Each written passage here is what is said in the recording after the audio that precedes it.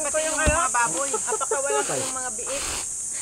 Sa gabi o alagay ko doon sa ano. Pagkawalan ninyo, yun ay yun ay ang tatay nun ay tawag dito.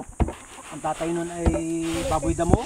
Pag tumakbo yun, hindi na nyo makikita yung kailanman. Ay, Bakuran daw ay. Kinaturuan na nga ni. Kinaburong doon.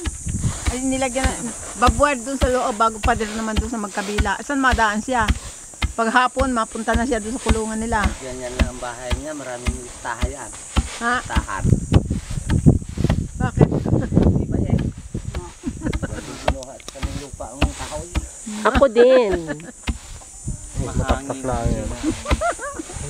Mutak-tak tayo.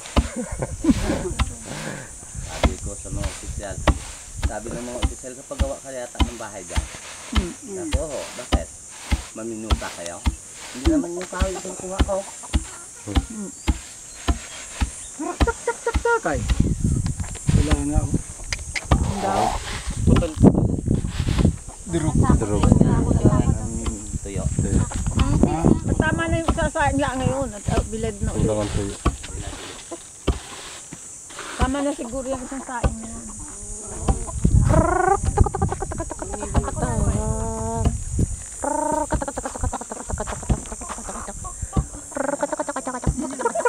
Takay.